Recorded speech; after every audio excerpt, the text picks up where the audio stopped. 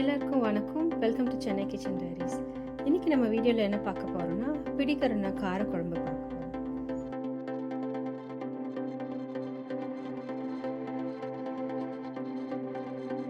அதுக்காக முதல்ல ஒரு 1/4 கிலோ பிடிக்கரணை எடுத்து நல்லா அலசிட்டு ஒரு பாட்டில் தண்ணி மூழ்கிற அளவுக்கு வச்சுட்டு உப்பு போட்டு ஒரு ஸ்பூன் உப்பு போட்டு தனியாக ஒரு 70% வேக வச்சு தனியாக எடுத்து வச்சுக்கணும்.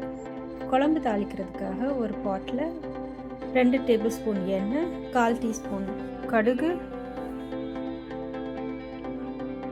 1/4 டீஸ்பூன் உளுந்து, 1/4 டீஸ்பூன் வெந்தயம்,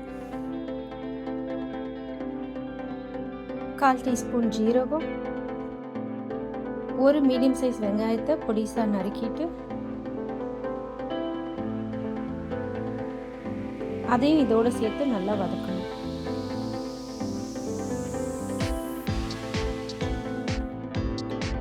வதக்கிட்டு இருக்க வெங்காயத்தோட ஒரு 10 பல்லு பூண்டு, கொஞ்சம் கருவேப்பிலை அதையும் சேர்த்து நல்லா வதக்கிட்டு ஓரளவுக்கு வெங்காயம் ஒரு கண்ணாடி பதத்துக்கு வர அளவுக்கு வதக்கணும். அப்புறமா அதோட ஒரு மீடியம் சைஸ் தக்காளி எடுத்துட்டு தக்காளியை நல்லா மையா வெங்காயத்தோடு சேர்த்து நல்லா வதக்கணும். இதுக்காக நான் ஒரு 5 நிமிஷம் மூடி போட்டு இப்போ வதக்குவேன்.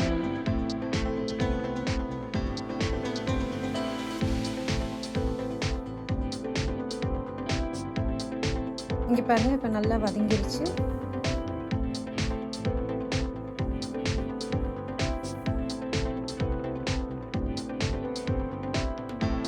இப்போ நம்ம குழம்புக்கு தேவையான மசாலா போட போகிறோம்ல.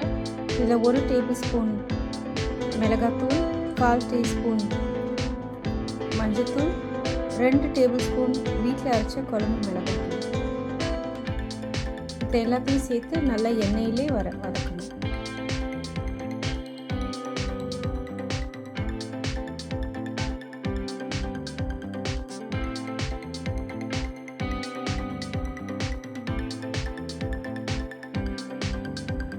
இப்போ நல்லா வதங்கியாச்சு. இப்போ குழம்புக்கு தேவையான தண்ணி ஊற்ற போகிறோம். நான் 2 கப் தண்ணி ஊற்றுறேன்.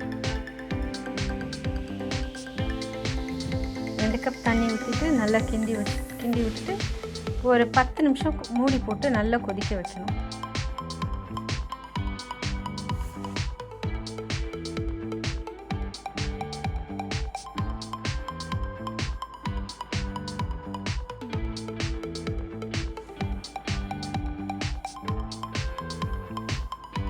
பாருங்கள், இதில் நல்லா குழம்பு நல்லா கொதிச்சுட்டு வந்துட்டுருக்கு. இதோட எண்ணெய் தனியாக பிரிஞ்சிருக்கு.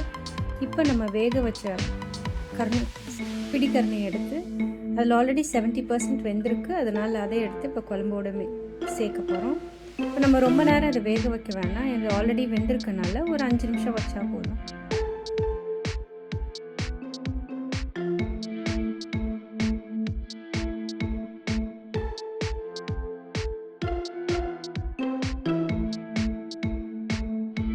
ஒரு லெமன் சைஸ் புளி எடுத்து ஊற வச்சுட்டு அந்த புளியுடைய தண்ணி எடுத்து குழம்புல சேர்க்க போகிறோம்.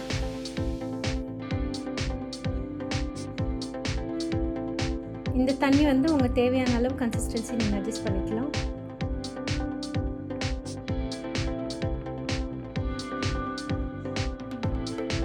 இப்போ அதை நல்லா ஒரு கிண்டிட்டு மூடி போட்டு ஒரு 10 நிமிஷம் நல்லா மீடியம்லேயே வச்சு கொதிக்க வைக்க போகிறோம்.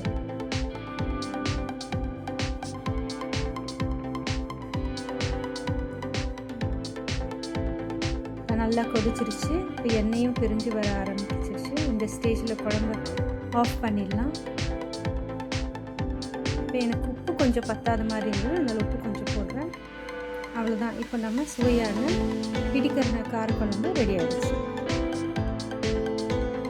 தேங்க்யூ ஃபார் வாட்சிங். உங்கள் வீடியோ பிடிச்சிருந்தால் லைக் பண்ணுங்கள், சப்ஸ்கிரைப் பண்ணுங்கள்.